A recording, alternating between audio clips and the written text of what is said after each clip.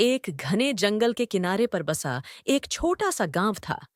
उस गांव में एक समझदार और साहसी लड़की आर्या अपने परिवार के साथ रहती थी।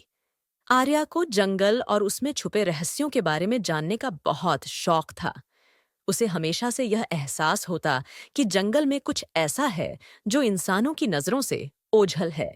एक दिन आर्या ने निर्णय लिया कि वह जंगल में अकेले जाकर वहां के रहस्यों को खोजेगी। वह सूरज डूबने के समय जंगल की ओर निकल पड़ी। जंगल में घुसते ही उसे अजीबोगरीब आवाजें सुनाई देने लगीं। हर पेड़, हर झाड़ी मानो किसी अनदेखे रहस्य को छुपाए हुए था। अचानक उसे दूर से किसी जानवर के कदमों की आहट सुनाई दी। वह थोड़ी सहम गई, लेकिन उसने खुद को हिम्मत दी और आगे बढ़ने का निर्णय लिया। जंगल के भीतर कुछ दूर चलने के बाद उसे एक पुरानी, टूटी हुई झोपड़ी नजर आई। उस झोपड़ी के पास एक तालाब था, जिसमें पानी बिल्कुल स्थिर था, जैसे उसमें किसी का चेहरा देखकर उसे यादें आ रही हों। झोपड़ी के चारों ओर अजीब सी नक्काशियां और प्रतीक बने हुए थे। आर्या ने उन प्रतीकों को ध्यान से देखा। उन पर अजीब सा चमकता हुआ हल्का नीला रंग था। उसने अपना हाथ उन प्रतीकों पर रखा। तभी अचानक उसे एक गूंजती हुई आवाज सुनाई दी, जो उसे जंगल के भीतर जाने की चेतावनी दे रही थी। लेकिन आर्या ने उस चेतावनी को नजरअंदाज किया और आगे बढ़ गई। जंगल में चलते चलते आर्या को कई पुरानी मूर्तियां दिखाई दीं, जो घास और बेलों से ढकी हुई थीं। उसे लगा कि ये मूर्तियां शायद उस प्राचीन सभ्यता की निशानियां हैं, जो कभी इस जंगल में बसती थीं। जंगल के भीतर जाते जाते आर्या को ऐसा महसूस हुआ जैसे कोई उसे देख रहा हो। वह पलटी, लेकिन पीछे सिर्फ सन्नाटा था। आर्या ने आगे बढ़ते हुए देखा कि जंगल में ही एक वीरान गांव छुपा हुआ था।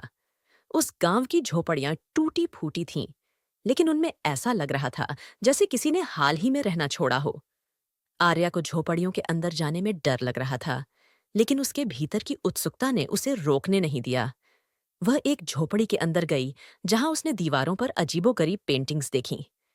पेंटिंग्स में अजीब से प्राणी और एक रहस्यमयी दरवाजा दिखाया गया था। अचानक उसे झोपड़ी के पीछे एक छोटा सा दरवाजा दिखाई दिया। वह दरवाजे को देख चौंक गई, क्योंकि उस पर भी वही नीले रंग के प्रतीक बने हुए थे।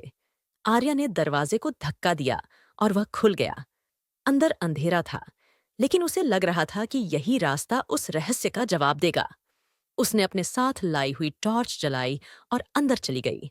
जैसे ही वह अंदर गई, उसे चारों ओर से फुसफुसाहटें सुनाई देने लगीं। उस फुसफुसाहट में एक नाम बार बार गूंज रहा था, आर्या, आर्या। उसे डर तो लग रहा था, लेकिन वह बहादुरी से आगे बढ़ी। अचानक उसके सामने एक बड़ा सा पत्थर का तख्त दिखाई दिया, जिस पर किसी का नाम लिखा हुआ था। उस नाम को पढ़ते ही आर्या के पैरों तले जमीन खिसक गई। वह नाम था आर्या। अब आर्या समझ गई कि यह जगह उससे ही जुड़ी हुई है। उसे अपने दिमाग में पिछली घटनाओं की झलकें दिखाई देने लगीं। उसे पता चला कि वह इस गांव की आखिरी उत्तराधिकारी है और यह जंगल उसकी रक्षा के लिए है। यहाँ की रहस्यमयी शक्तियां उसे हमेशा बुला रही थीं। आर्या ने अपने भीतर एक नई शक्ति महसूस की। उसे अब इस रहस्यमयी जंगल का संरक्षक बनना था। उसने उस गांव और जंगल को अपने साथियों के साथ मिलकर संरक्षित करने का निश्चय किया। इस तरह आर्या उस रहस्यमयी जंगल की रक्षक बन गई और उसने वादा किया कि वह हमेशा इस जंगल और उसके रहस्यों की रक्षा करेगी।